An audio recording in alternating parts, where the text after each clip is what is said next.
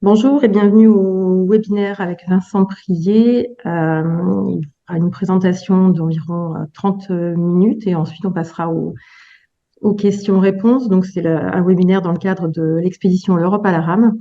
On a déjà eu plusieurs thèmes avec différents scientifiques et photographes qui sont partenaires de l'expédition, avec en partenaire la Fondation Iris et le Muséum national d'histoire naturelle. Effectivement, je vais vous parler de l'ADN environnemental. Alors, c'est un sujet un petit peu complexe. J'ai essayé de faire le plus simple possible.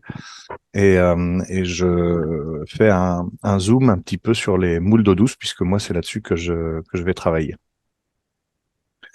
Donc, j'avais mis des petites vidéos pour présenter les moules d'eau douce. Ça fait beaucoup de bruit.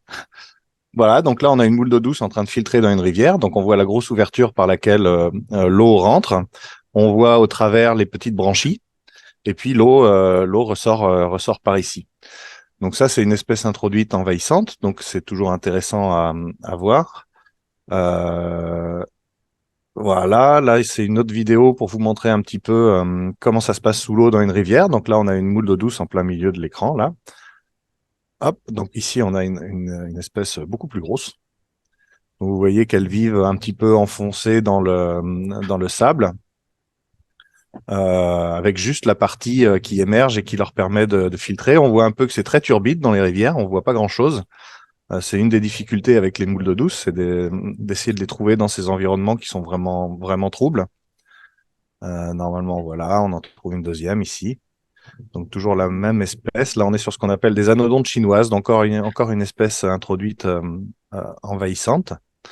Mais bon, c'était les plus faciles à filmer. Voilà, on voit que quand il y en a beaucoup. Donc là, on est sur un spot, petit poisson qui passe à côté. On est sur un endroit où il y en a beaucoup. Hop, quand on les touche, elles se referment. Voilà, en voici encore une autre. On voit l'ouverture. Crac, dès qu'on la touche, elle se referme. Voilà, c'était pour vous montrer un petit peu les ambiances de rivière pour présenter déjà les moules d'eau douce. Alors, si on repart sur des images, donc il y a à gauche, là, c'est des espèces de France, puis à droite, c'est d'autres espèces qu'on trouve dans le monde avec des formes plus ou moins spectaculaires.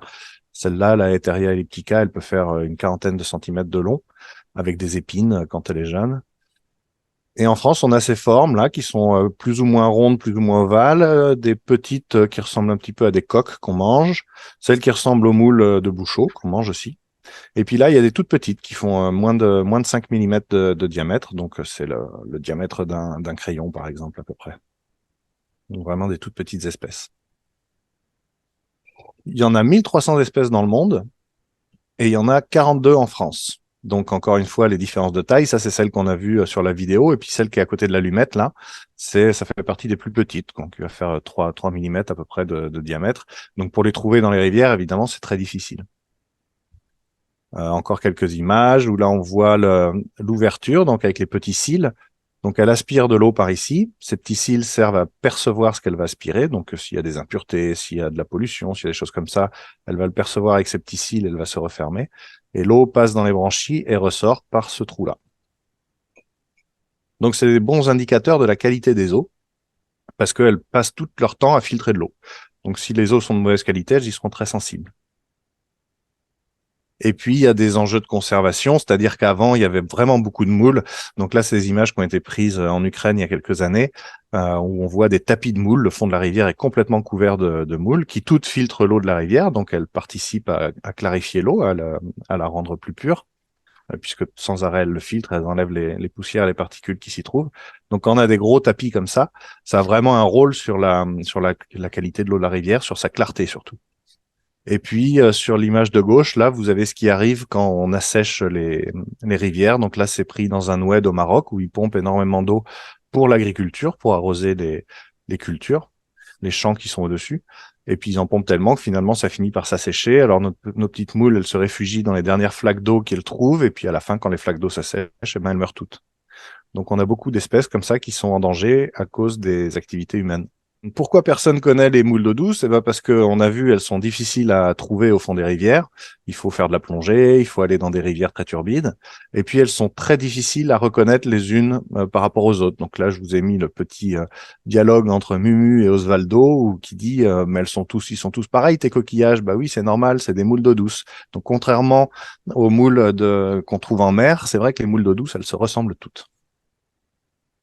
Elles sont difficiles à trouver parce que quand on est dans une grande rivière comme ça, là on voit le petit personnage en bas à gauche avec son épuisette, on imagine bien qu'il va pas aller racler sur toute cette surface énorme, il va faire un petit échantillonnage sur le bord, il va faire ce qu'il peut, mais il va pas pouvoir aller partout. C'est encore pire quand on est vraiment dans des grands fleuves, où là on peut même avoir des bateaux, beaucoup de turbidité. Là on voit le plongeur, il voit pas grand-chose, il voit à peine ses mains.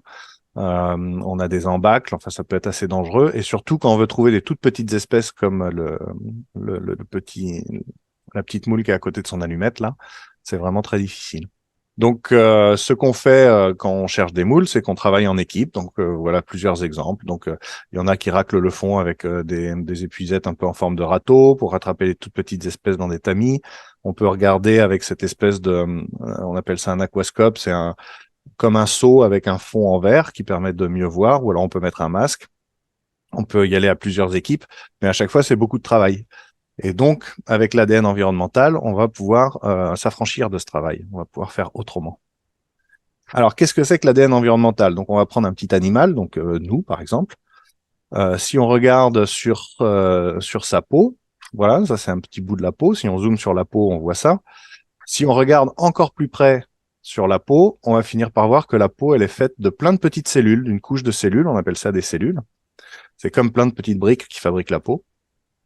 Voilà, alors une cellule, c'est très compliqué, il se passe plein de choses dedans. On va passer là-dessus. Mais nous, ce qui nous intéresse, c'est que dans les cellules, il y a ce qu'on appelle de l'ADN. Donc, je pense que tout le monde a entendu parler un petit peu de l'ADN, une molécule complexe qui est à la base du vivant. Revenons à notre petit bonhomme. Qu'est-ce qui se passe, par exemple, s'il se blesse? Donc, ça vous est arrivé à tous d'avoir des blessures, de vous blesser. Il y a le sang qui sort. Pourquoi? Parce qu'on a enlevé la peau du dessus. Donc finalement, si je reprends mon schéma de la peau avec les petites cellules comme plein de petites briques, eh ben, quand on se blesse ou quand on se frotte, il y a plein de cellules qui s'en vont, qui partent dans l'environnement. Donc ces cellules, par exemple, on peut les retrouver dans la rivière si on se blesse dans la rivière. Il va y avoir plein de petites cellules de vous qui vont traîner dans l'eau. Et tous les animaux qui vivent dans la rivière, comme ici un poisson, eh ben, ils vont pas arrêter de perdre ces cellules.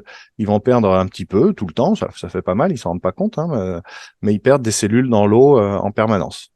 Une moule d'eau douce, c'est pareil. Elle va perdre plein de cellules dans l'eau en respirant, des cellules de peau, comme la peau se renouvelle. Elle va perdre des cellules dans l'eau tout le temps. Et alors, nous, ce qu'on peut essayer de faire, c'est d'essayer de récupérer ces cellules. Donc ici, par exemple, avec une seringue, ça peut être aussi avec une pompe.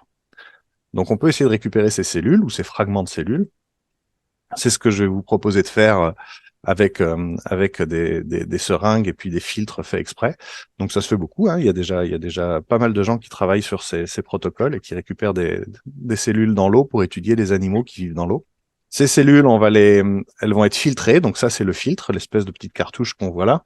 C'est un filtre. Et donc on va pomper de l'eau avec la seringue et on va la faire passer dans le filtre. On va récupérer des fragments de tous les animaux qui vivent dans la rivière dans ce filtre. Ce filtre, ensuite, on va l'emmener au laboratoire et les laborantines ici vont récupérer donc ces cellules ou ces fragments de cellules, en tout cas qui contiennent le fameux ADN, dans des petites éprouvettes comme ça. Et finalement, on va se retrouver avec une éprouvette et plein de cellules ou de fragments de cellules qui toutes contiennent, vous vous rappelez, la molécule d'ADN qui est faite d'autres molécules qui ont pour nom adénosine, cytosine, guanine. Bon, on écrit des G, des T, des A ou des C. Et la suite de G, T, A ou C dans la molécule d'ADN, eh ben, elle est typique d'une espèce ou d'une autre. Donc, par exemple, ici, on a le fragment d'ADN qui correspond à une grenouille. Et puis en dessous, par exemple, un autre fragment d'ADN un petit peu différent. Celui-là, on sait que c'est celui de la souris.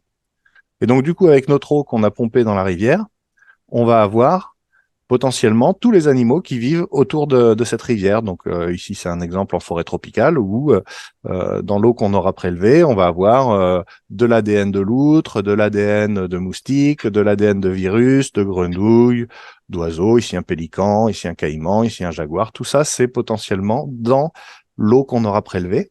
Et donc, en analysant cette eau, en regardant les cellules et les petits fragments d'ADN qu'on va trouver dedans, on va pouvoir faire la liste de tous les animaux qui vivent dans et autour du cours d'eau. Donc c'est ça que je vais vous proposer de faire en vous fournissant des kits et vous allez pouvoir faire les prélèvements vous-même et puis ce sera analysé en laboratoire. C'est un peu court, mais comme c'est compliqué, j'ai fait court. Ah, très bien, merci. Alors c'est court, mais c'est très pédagogique et c'est intéressant. Ça donne envie effectivement de se pencher de plus près sur toute cette ADN environnementale dans les rivières et sur les moules d'eau douce. Je vais vous transmettre au fur et à mesure les questions qu'on a pu recevoir de différents canaux. En quoi les moules d'eau douce peuvent être un vrai marqueur important sur la qualité de l'eau? Et ben c'est parce qu'elles vivent dedans. Elles vivent Mhm. dedans en permanence et elles se sont, donc il y a plusieurs espèces, on a vu, il y en a 43 en France, et elles se sont adaptées à différentes conditions. Donc il y en a qui vont tolérer très bien la pollution et d'autres pas du tout, par exemple. Donc, quand on va avoir des espèces introduites envahissantes, ça va être assez caractéristique des milieux perturbés en général, puisqu'elles sont D'accord. très résistantes. Et puis, au contraire, on a des espèces qui sont ultra sensibles à la qualité de l'eau. Par exemple, si on prend la mulette perlière, si on la met dans l'eau de Volvic achetée en bouteille qu'on conseille aux bébés, ben pour elle, c'est mortel, il y a beaucoup trop de nitrates. D'accord. Les espèces envahissantes, elles ont été introduites dans quelles circonstances? Alors c'est par hasard, hein, il y a plusieurs circonstances, mais en général, c'est par du transport et surtout du transport maritime, donc D'accord. maritime ou fluvial. Donc c'est les fameuses eaux de ballast des bateaux. Donc un bateau, ça a une coque, et puis on va le remplir de marchandises. Mais quand on vide les marchandises, par exemple, lui, il est fait pour flotter avec un certain poids. Donc on remplit à l'intérieur de la coque, il y a une double paroi qu'on remplit d'eau. Donc on pompe de l'eau de la rivière, tout simplement, on remplit d'eau. Et puis arrivé plus loin au port, quand il va falloir refaire le chargement, on vide cette eau dans la rivière.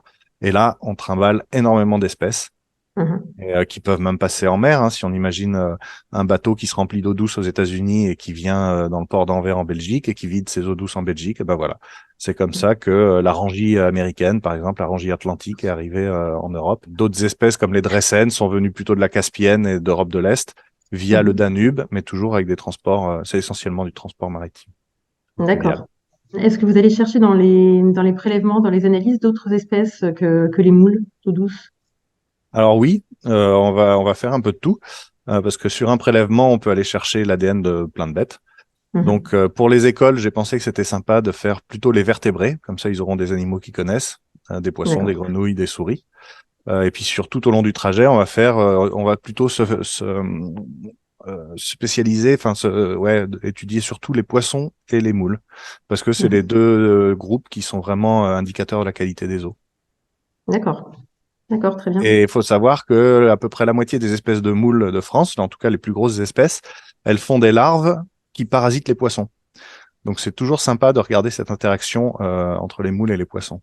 Parce que pour un organisme qui va être sédentaire toute sa vie, qui va rester au fond de la rivière et pas bouger, en fait ces larves, elles parasitent un poisson, donc dans l'état larvaire, elles vont passer partout dans tout le réseau hydrographique, c'est comme ça qu'elles vont se disperser, c'est grâce aux poissons. D'accord. D'accord, très bien. Alors, une autre question. Donc, est-ce que les moules d'eau douce sont comestibles? Elles sont consommées en Europe ou ailleurs? Alors elles sont comestibles, mais c'est vraiment pas bon, donc non, D'accord. personne ne les mange. D'accord. Donc, À part les Chinois, mais bon. mhm. Très bien. Donc, du coup, le fait Chez qu'elles nous, non, elles sont soient... pas du tout consommées. D'accord. Les indices de présence donnés par l'ADN environnemental donnent-ils une indication du moment de présence des espèces? Est-ce qu'on sait si ça a été... Oui, euh, oui, c'est- parce qu'en fait l'ADN Oui, se dégrade très vite et surtout il tombe au fond de la rivière. d'accord. Donc l'ADN qui est produit par les organismes qui vivent dans l'eau, on va réussir à le détecter. Mhm. Mais au bout d'un moment, par exemple, si toutes les moules disparaissent, si elles meurent, une dizaine de jours après, il y aura plus leur ADN, ça aurait complètement disparu. Donc oui, ça donne une Mhm. image de ce qui se passe ici et maintenant. D'accord, d'accord. Intéressant, effectivement, oui. Concernant les protocoles, donc vous expliquez que les élèves doivent prélever l'eau avec une seringue, il va y avoir des kits. Donc les protocoles, est-ce qu'il y a des conditions de prélèvement spécifiques par rapport au bord de la rivière, par exemple, ou quelles sont Oui, les alors consignes? il faut essayer de se mettre dans des endroits où l'eau bouge beaucoup. Mhm. Donc si on est à l'aval d'une petite cascade, par exemple, c'est très bien, comme ça on peut prélever du bord, et comme ça les eaux sont bien mélangées et on a un peu l'ADN de toute la rivière. Si on est sur un grand fleuve avec un écoulement très linéaire et qu'on se met sur le bord, on Oui, aura ce qui se passe sur une berge, mais pas ce qui se passe sur l'autre. d'accord. Donc on va essayer de trouver des endroits où il y a du brassage, et puis il y aura des précautions à prendre sur les contaminations. Donc il faudra mettre des gants, etc., pour éviter de mettre Mhm. plein d'ADN humain dans nos prélèvements. Parce que sinon ça masque l'ADN des autres. On est sur de l'ADN qui est très rare quand même. Donc Mhm. les quelques cellules que vont perdre les moules ou les poissons ou les grenouilles dans la rivière, elles sont rares. Il y en a un petit peu, mais pas autant que si nous on se frotte les mains par exemple et où là on envoie des cellules partout, des cellules de peau partout. Donc on Mhm. va essayer d'éviter au maximum les contaminations d'origine humaine. D'accord, très bien. Et le volume d'eau à prélever pour chaque prélèvement Alors pour... là on fera le maximum, mais pour les écoles on est sur des tout petits filtres. Mhm. Donc on mettra ce qu'on peut, mais au bout d'un moment, ça colle mat. Le filtre, il est bouché. On n'arrive plus à faire passer de l'eau dans le filtre. Après, D'accord. Christophe, lui, il va utiliser d'autres protocoles, des Mhm. protocoles vraiment optimisés, avec des filtres beaucoup plus grands, avec une pompe électrique, etc. Et là, on passera sur des volumes de 2 fois 30 litres d'eau. D'accord. Mais avec les écoles, si on arrive à faire passer 2 litres d'eau, c'est bien. D'accord, très bien. Donc ça leur donne une idée justement effectivement de la quantité d'eau à prélever par exemple Voilà. dans un seau et Mais ça dépend beaucoup. Alors le seau, on va éviter parce que c'est une source de contamination. oui, On prélèvera même rincer direct. plusieurs fois dans l'eau de la rivière ou, On peut le faire, mais c'est quand même mieux de mhm. prélever directement dans la rivière si possible. D'accord. D'accord, très bien. Et oui, et puis ils en mettront le maximum, ils verront bien ce qu'ils arrivent Mhm. à mettre. Mais D'accord. Donc c'est et plutôt un donc après, prélèvement. quand le filtre sera bouché, il faudra envoyer de l'air dans le filtre pour faire sortir toute l'eau.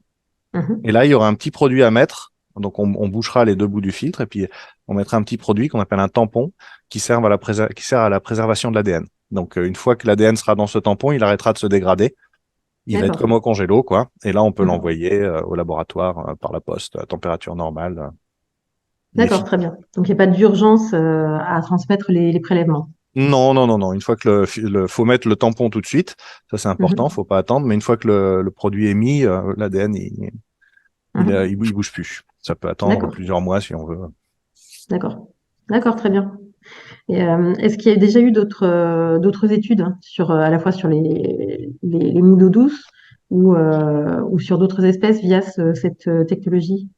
Et bien sûr, ça fait un peu plus. Les premiers tests, les premiers papiers, c'était en 2008 sur les amphibiens. Mhm. D'accord. Et depuis, ça a explosé. Donc, il y a de plus en plus de gens qui font ça. Ça se développe à vitesse grand V. Et pour donner une idée, sur les moules d'eau douce, par exemple, en France, on a 500 points d'échantillonnage déjà. D'accord. Donc, on a Bien. une très bonne couverture. Et puis, on Mhm. travaille aussi à l'étranger. Donc, oui, bien sûr, il y a beaucoup d'autres études qui utilisent cette technologie. Mhm. Soit avec des petits filtres, soit avec des gros d'ailleurs. Il y a les deux. D'accord. Alors, est-ce que les prélèvements permettent d'avoir une idée sur les quantités d'individus pardon, présents? Alors, ça, c'est un petit peu plus compliqué. Dans Mhm. l'idée, oui, parce que la machine nous donne un nombre de lectures d'ADN. Et ce nombre de lectures d'ADN, il est proportionnel au nombre de fragments d'ADN qu'il y a dans le milieu, qui lui-même est proportionnel à la biomasse. Donc on arrive un petit peu à savoir. Si on a beaucoup de lectures, on se doute qu'il y a beaucoup d'animaux. Mais il faut faire attention parce qu'il peut y avoir des biais. Par exemple, si on échantillonne juste au-dessus de la dernière moule crevée du ruisseau, on va Mhm. avoir plein d'ADN. Oui. Voilà. Donc il y a Mhm. il y a ça, puis il y a des biais machines, donc c'est un petit peu plus compliqué, mais on s'y oriente, on y va. Donc là, on l'a pas prévu ça de travailler sur les quantités vraiment sur ce projet-là, mais il y a des méthodes qui sont en cours de validation et qui Mhm. permettent d'avoir des approches semi-quantitatives sur le D'accord. nombre de fragments par litre. D'accord, très bien. Merci pour toutes ces informations annexes. Alors, les Voilà. spécificités selon les sites, ça va être surtout la turbidité. Donc effectivement, on n'aura pas toujours les mêmes turbidités selon les rivières où on échantillonne. Ça c'est vraiment la spécificité principale. Après, on a des fois des rivières avec des matières humides qui inhibent un peu les réactions, mais globalement, non, la méthode, elle est quand même très très standard, et c'est ça, ça fait partie de ses avantages d'ailleurs. C'est que n'importe qui applique le même protocole et donc les résultats sont les mêmes. La seule chose qui varie vraiment, c'est les quantités d'eau qu'on arrive à filtrer dans le filtre en fonction de la turbidité. D'accord. Et alors, une autre question qui rejoint une autre que j'avais notée également. Quelle est la durée pour pour obtenir les résultats des analyses? Alors ça, c'est long, effectivement. Mhm. Donc là, on va partir sur 3 mois. D'accord. 3 mois d'analyse pour plein de raisons qui sont liées au protocole de laboratoire, quoi. D'une Mhm. part, il faut le laisser décanter 15 jours. Ensuite, après, faut s'organiser parce que c'est des machines, il faut qu'elles soient remplies pour les faire tourner. Sinon ça coûte très très cher. Mhm. Donc, il faut attendre qu'elles soient remplies avec d'autres bivalves, etc. Donc, en moyenne, on est sur 3 mois. D'accord. Très bien. Donc là, on mettra plutôt à disposition des élèves des classes participantes les résultats en début d'année À la scolaire rentrée. suivante. Mm. D'accord. Très bien. Ça permet éventuellement justement de se donner rendez-vous pour faire un Ouais. bilan des différentes analyses. Oui. Très bien. Les espèces de poissons recherchées sont-elles différentes selon les pays ou les rivières? Bah oui, ça va être ça l'intérêt. Ça va être surtout selon les rivières. C'est pas vraiment une question de pays, mais Mhm. c'est un peu ça qui va nous intéresser. Les poissons bivalves, hein, d'ailleurs, c'est pareil. C'est-à-dire qu'on va avoir des milieux nous on appelle perturbés comme des canaux par exemple, qui sont généralement assez pollués, avec très peu de végétation, avec très peu de ripisylves, donc de forêts-galeries autour, etc. Et puis on va avoir des rivières au contraire qui vont être très très jolies, très très Mhm. naturelles. Et donc là on va avoir des différences, ça c'est sûr, effectivement. Et sur les espèces introduites envahissantes, ça va être pareil. On s'attend à les trouver plutôt dans les milieux perturbés et normalement, on les trouve pas trop dans les milieux très préservés parce qu'elles n'arrivent pas à s'installer parce que la place est prise, quoi. D'accord. Mm. Mhm. Donc ça, D'accord. c'est tout l'intérêt de l'étude, hein, c'est de regarder les différences de répartition tout au long du parcours. Mhm. D'accord. Très bien. Et du coup, ça sera cartographié Oui, visuellement justement par rapport ouais. aux rivières. Oui. D'accord. Très bien. Ouais. D'après les études déjà faites, y a-t-il en Europe des endroits peu pollués? Ben oui, oui, oui, il y en a partout, il y en a en France. Toutes les Mhm. rivières sont pas polluées et d'ailleurs les rivières elles vont de mieux en mieux depuis les années 70 parce qu'il y a plein de mesures qui sont mises en œuvre pour préserver la qualité des eaux. Et donc oui. Alors après, toutes sont plus ou moins polluées. Enfin, si on pense aux microplastiques qui sont partout sur la planète, maintenant, oui. Mais on va trouver des rivières sur le parcours qui sont en relativement bon état et où on espère trouver à peu près toute la faune qu'on peut attendre en Europe, que ce soit pour les poissons ou pour les bivalves. Mhm. D'accord. D'une façon générale, c'est plutôt en amont, en aval des villes ou des sites industriels qu'on trouve Oui, les problèmes, justement. oui. Oui, oui, Mhm. c'est plutôt là où il y a des villes, etc. Il n'y a pas que la pollution, hein, il y a aussi l'hydromorphologie, c'est-à-dire ce qu'on en a fait de notre rivière. Si on a commencé à la canaliser pour éviter qu'elle Mhm. déborde, couper tous les arbres tout autour parce qu'on est en ville et que Ouais. à une époque, en tout cas, on pensait que les arbres en ville n'avaient pas leur place. Voilà, c'est tout ça qui joue aussi, hein. Mhm. Donc une rivière en bonne santé, c'est non seulement des eaux de qualité, mais c'est aussi des faciès, on appelle, qui sont variées, avec un peu des cascades, avec un peu des zones plus lentes, des zones plus profondes, des zones moins profondes, etc. Ça, c'est Mhm. très important pour une rivière. D'accord. Et est-ce que les différences de température, par exemple les périodes de canicule plus fortes et plus prolongées, est-ce que ça a aussi des incidences Oui, sur oui, les oui. Donc espèces? Mhm. des eaux trop chaudes, ça va pas plaire à pas mal d'espèces. Des eaux très chaudes, c'est aussi des eaux qui sont moins oxygénées et beaucoup plus colonisées par le plancton. Et Mhm. donc ça a plein d'effets en cascade. Donc effectivement, oui, les eaux chaudes. Mais c'est pour ça aussi que les arbres ont un rôle. Avoir des arbres autour d'une rivière, c'est aussi mettre de l'ombre sur la rivière Oui. et donc refroidir un peu les eaux. Donc oui, Mhm. ça a un impact. Et puis l'impact suprême, c'est l'assèchement, puisque ça, on l'a vu en France, des populations de moules qui sont complètement éteintes quand des rivières se sont asséchées. Et Mhm. pas, je parle pas que du Bigny, hein, c'est arrivé en Alsace, par exemple, l'année Oui. dernière. Oui, l'été dernier, effectivement, on a quasiment toutes les régions qui ont été plus ou moins touchées par Mm. ces échénements. Oui. Est-ce que vous pouvez nous parler en quelques mots du grand projet de Gigi Life? Je ne sais Vigilife. pas si j'ai Ouais. bien prononcé.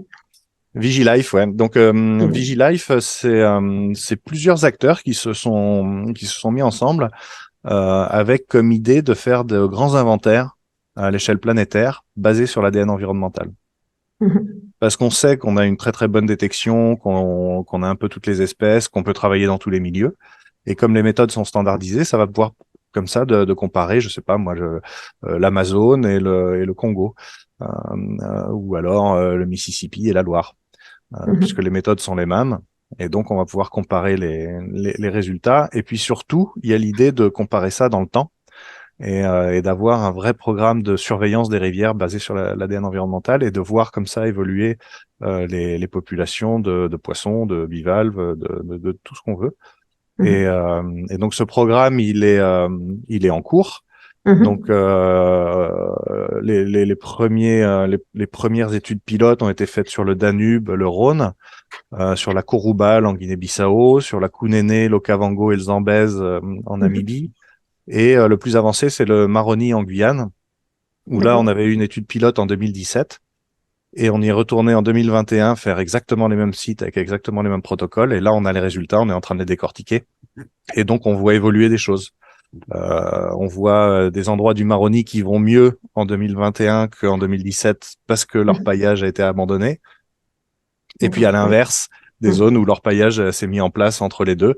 Et là où on voit la biodiversité dégringoler. Mhm.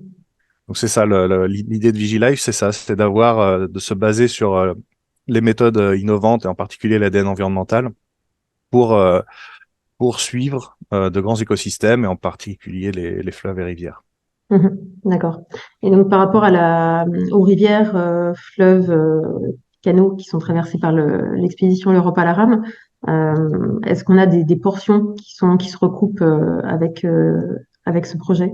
Alors je crois pas parce qu'on passe pas par le Danube, il me semble. Mhm. Donc non, on est sur. Mais après, Vigilife, c'est pas figé dans le marbre, hein, donc Mhm. si on pourrait imaginer qu'il y a un Europe à la rame qui se refasse dans 5 ans et qu'on enclenche un suivi de tout ce parcours sur les bases qui Mhm. sont celles de Vigilife. Alors les bases de Vigilife, c'est de se dire on va faire les vertébrés, puisque comme ça on va avoir les espèces que tout le monde connaît, un peu charismatiques. Tout le monde est Mhm. content de voir du gorille ou du jaguar dans les prélèvements. On fait les poissons et les bivalves parce que c'est les groupes bioindicateurs de qualité des eaux et qualité des écosystèmes aquatiques. Et puis D'accord. après, on fait prokaryotes, eucaryotes. Donc, comme ça, on a tout le vivant. Prokaryotes, c'est les bactéries, en gros. Et eucaryotes, D'accord. c'est tout le reste. Et comme ça, on a l'ensemble du vivant et on peut avoir des approches statistiques, même si on met pas des noms sur tout. Parce qu'avec ces amorces très généralistes, on arrive à l'ordre ou à la famille. On arrive rarement à l'espèce. Mais on peut Mhm. avoir des approches un petit peu statistiques sur la biodiversité à partir de ça. Puis c'est quand même chouette de se dire, ben, à partir d'un prélèvement d'eau, on va faire l'ensemble du vivant. Mhm. Oui, tout à fait. On n'a pas prévu de faire les analyses prokaryotes et eucaryotes pour des questions de budget. Par Mhm. contre, si on a les budgets ultérieurement, on pourra revenir. On pourra revenir sur l'ADN qu'on aura préservé. Et donc, on peut D'accord. imaginer dans 5 ou 10 ans refaire prokaryotes, eucaryotes, voire n'importe quoi. On peut avoir un virus émergent et regarder si on l'avait déjà dans les prélèvements à l'époque. On peut faire tout ça. Mhm. D'accord, très bien. Alors, sauf s'il y a d'autres questions, on va pouvoir vous remercier et vous libérer. Eh ben, je vous remercie. Merci à vous. Vraiment, c'était passionnant. Et puis, ça nous ouvre effectivement les yeux sur quelque chose qu'on n'a pas l'habitude de voir, d'entendre et à laquelle on n'a pas l'habitude de s'intéresser parce qu'effectivement, c'est à côté de nous, on ne le regarde pas forcément. Donc, merci beaucoup et puis à bientôt pour, euh, pour Eh ben, l'expédition. merci à vous. Et ah ouais, à très bientôt. On a hâte que ça démarre. Oui, bonne journée. Au revoir à tous. Bonne journée, au revoir.